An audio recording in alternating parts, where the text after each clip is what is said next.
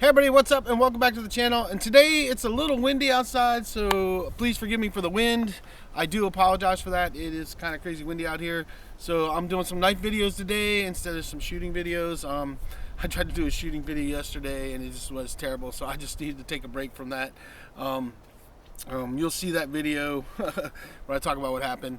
If you haven't already seen it, by the time you see these videos, it's on my channel. It'll be on my channel. But anyway, we're talking about knives today, and I wanted to talk about some Mora knives that I have because I unboxed a couple of these probably a couple years ago, and I never got around to reviewing them, and I was like, holy cow, I never reviewed these knives. So basically I'm going to give you a reintroduction to the Moras that I currently own, and then I'm going to do a review of each blade down the road, most likely on the ones that I'm actually using regularly and stuff for you guys to kind of give you guys an idea of how they work. But I want to just tell you, I've got like from the basic Mora all the way up to the Mora Cansbull, and the Cansbull right out the gate, I'll tell you, is probably my favorite one of them.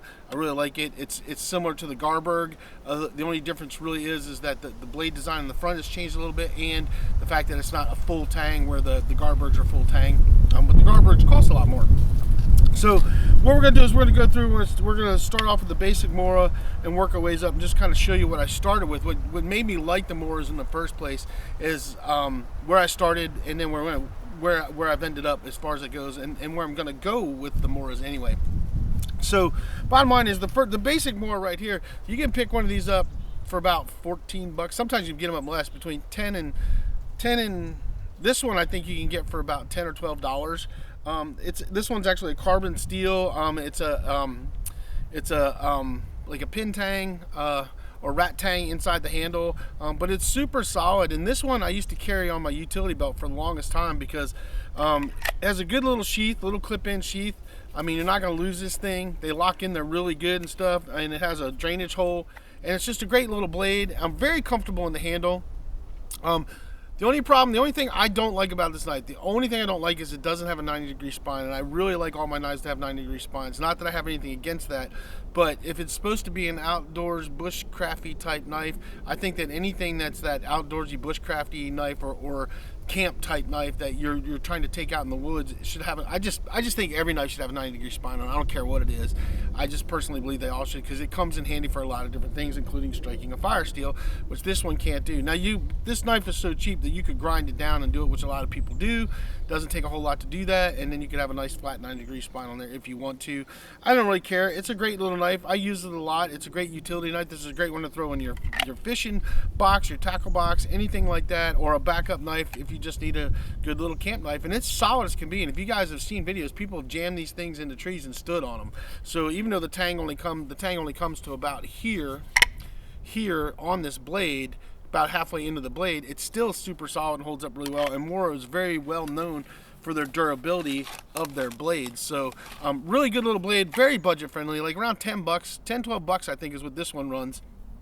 And then it's got a nice solid sheath. Now I did make a leather sheath for this one because I like the leather, and so you can easily make a leather sheath and then it'll go into a nice leather sheath like that. So I have a leather sheath that's nice and tight and fixed in there and works really good for this knife if you like leather. But their plastic sheaths come really nice. The only thing I didn't like is I'm not a big fan of these clips. As far as it goes, it does lock in place, but I prefer leather where it's locked down, so this can't have a tendency. You could technically have a possibility that could pop off and you could lose your knife. So something like this is more to my liking. But the clips do hold good, and I did carry it for a long time with just a clip. And for something that you want to grab and just clip on your belt real quick, it's actually really cool the way they're designed. So take it or leave it how you want to carry it. A lot of people just carry them just like this and they work just fine. You could per se put a piece of tape around this or something that locks that right there so you don't have that problem, which is a way to fix that as well. Just to cut a little thin piece of duct tape, wrap it around there, and it'd probably be good. You know, you could do that. There's a couple different ways you can mod it, you know, however you want it to. But the other thing is that these are also designed to clip in and lock into each other, because there's a lock right here and you can connect more than one the way these are designed. So it's a unique design, and it's a super cool cheap blade. If you're looking for a cheap functional outdoor knife, this little sucker right here is awesome. And I will put links down below to all these knives for you guys if you're interested in looking at them. But that's the first one. Then the next one that's upgrade to that is this one. This one's actually a stainless steel one. They all have different names. I can't remember what this one's called. These are the basic ones. These ones run about $16 to $20 depending on where you buy them from.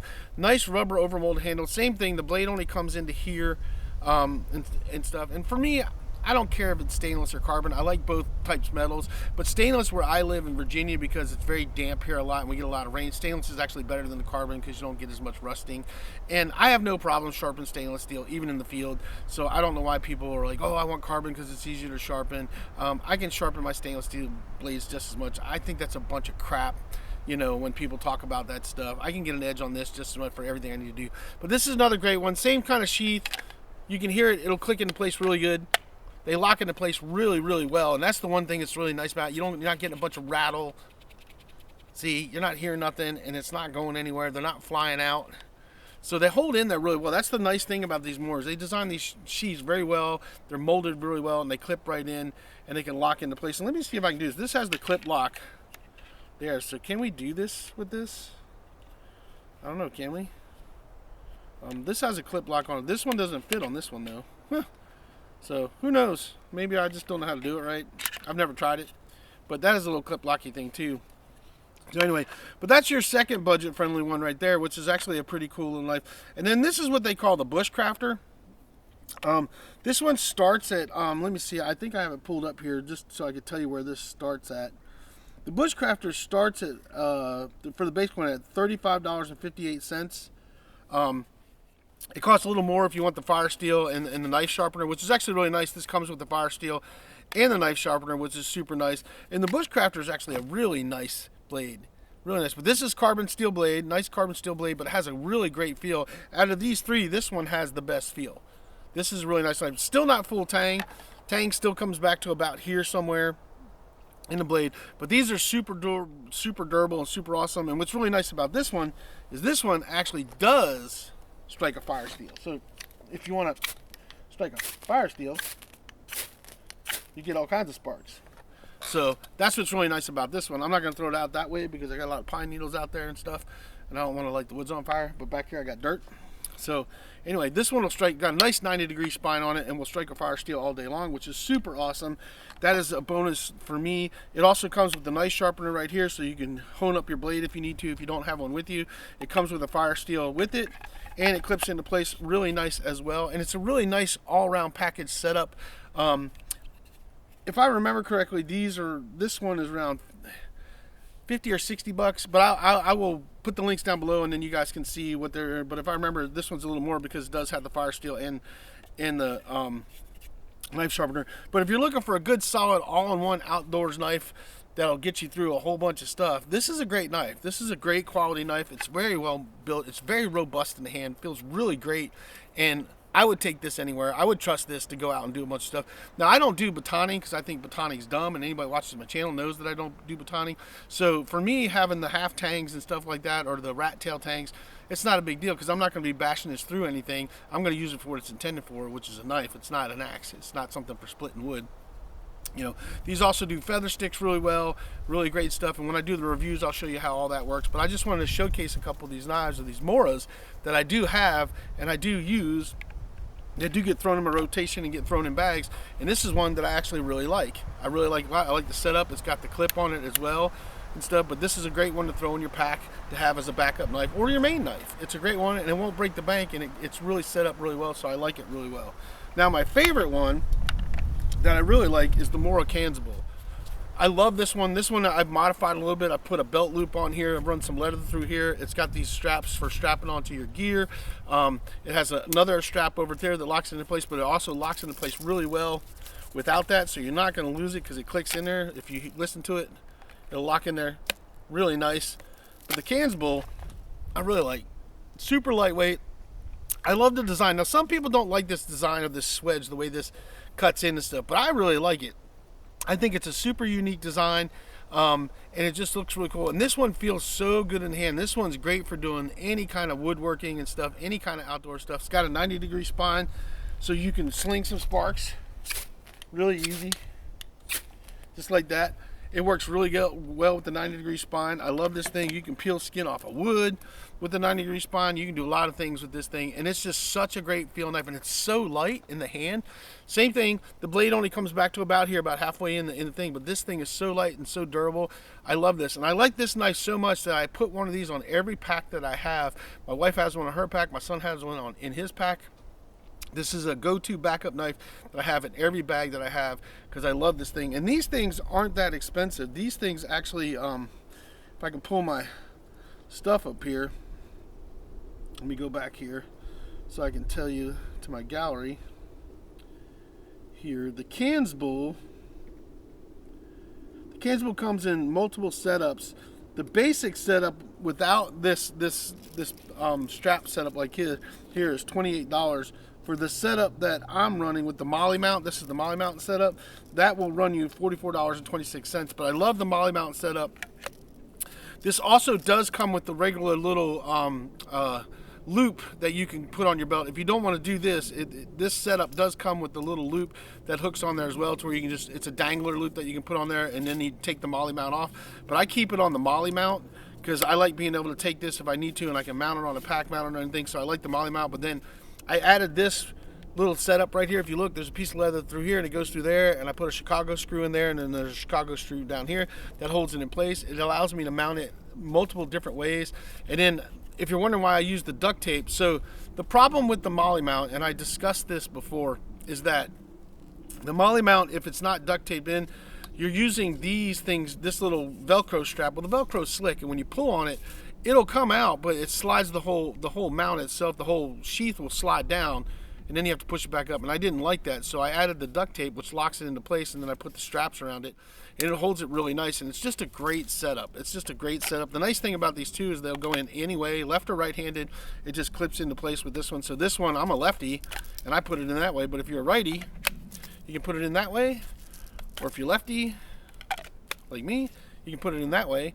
And it's very ambidextrous, which I love about this knife. And it's just I love the look of it. I love the design. I love the feel. This is a great outdoors knife, and this one I would definitely recommend to anybody. I am going to do a full review on this for you guys, but that is my favorite one that I have so far, the Moras. And now, as far as getting more Moras, the one thing that I'm going to stick with is the Cansbull. When I pick these up, I like to buy these and give them to people too, because this is such a great knife.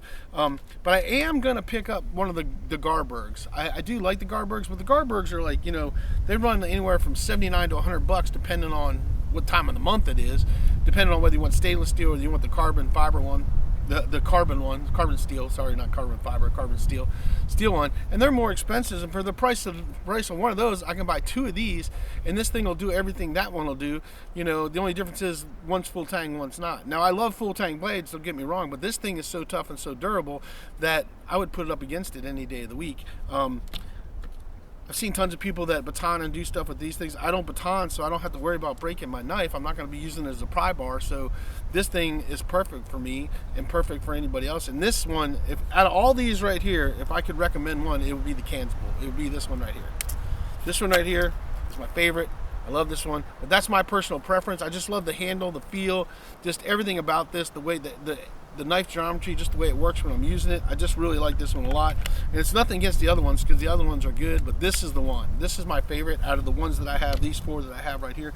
But I originally started with this one just to try it out, and I really liked it so much for the price that I picked up these to test them out. So that's my little go-to of the Mora knives. I think you can't go wrong with the Mora knives, depending on which one that you choose. Whatever fits you and fits your style, whatever you're doing out there in the woods, I don't think you can go wrong with a Mora. And I will be doing reviews on these at a later date, so you guys will get to see some reviews of these coming up individually. But they are great knives, and I do recommend them picking up a Mora. I would say out of this bunch right here, these were the two that I would go for if I was picking up a Mora. They cost a little bit more, but they're worth it. They're worth their weight in gold. But if you're on a tight budget, either one of these will get you through to, and even with this one doesn't have a 90-degree spine, but you could grind a 90-degree spine on there if you wanted to. That's up to you. Personally, I'm not going to do that, because I'll just buy these. These are where I've gone since then. But these are still good little blades, and they're good little backup blades. They're good little kitchen blades, nice for your campers, things like that. Extra knife to have in your fishing tackle, anything like that, just an extra knife to have around.